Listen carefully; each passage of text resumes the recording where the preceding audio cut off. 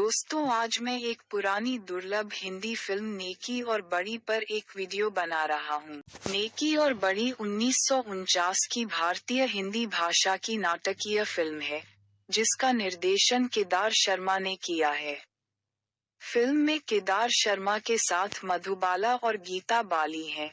इस फिल्म की कहानी इस प्रकार है। एक सुशीला नाम की लड़की की कहानी जिसको बचपन से पिता का प्यार नहीं मिल सका। उसके जन्म के समय भी एक विचित्र घटना होती है।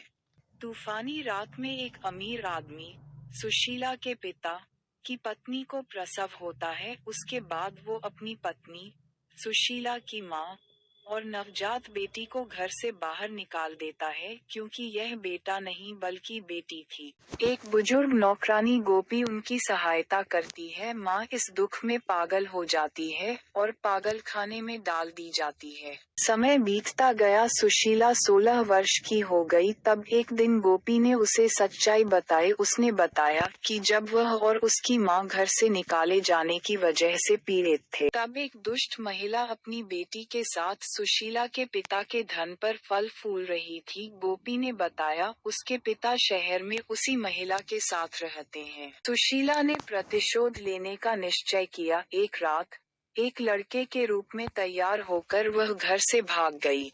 असहाय, मित्रहीन और लगभग दरिद्र, वह बम्बई पहुंच गई। उसने एक मूर्ति की पथरीली सीढ़ियों पर एक रात व्यतीत की और यहीं उसकी भेंट गरीब आवारा लड़के नंदन से हुई, जिसने ईमानदारी से जीने की कोशिश की, लेकिन फिर भी भूखा ही रहा। वह उसी के साथ हो लिया। वह उसे अपना कॉमरेड कहता था। उसके पास जो कुछ पैसे थे, उससे वे दोनों दो अलग अलग कमरों में रहने लगे। कुछ समय तक सब ठीक चला। जल्द ही उसे नंदन से प्यार हो गया, लेकिन वह इसे व्यक्त नहीं कर पाई। अंत में उसने नंदन को बताया कि वह वास्तव में कौन थी।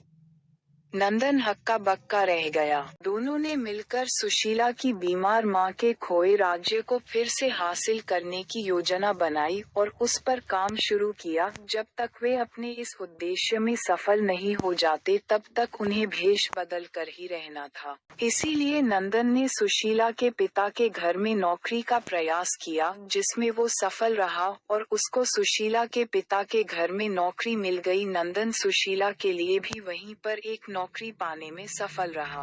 बेबी दुष्ट महिला की बेटी उस स्थान पर शासन करती थी। वे नंदन के प्रति आकर्षित हो जाती है और उसकी ओर आगे बढ़ना शुरू कर देती है। उसकी आंखों में प्यार की चमक छा जाती है। नंदन सुशीला के पिता का विश्वास जीत लेता है और एक दिन उनको समझाने में कामयाब हो जाता है कि बेबी और उसकी मां दोनों को एक पागल कुत्ते ने काट लिया है और दोनों को अस्पताल में भर्ती होना चाहिए।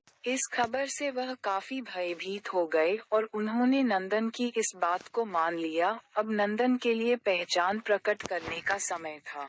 पहले तो वह हैरान हुआ, फिर दुखी हुआ। सदाचार की जीत हुई और दुष्टता को काले कर्मों के लिए दंडित किया गया। इसी के साथ कहानी समाप्त होती है। Please subscribe my channel and don't forget to press the bell icon.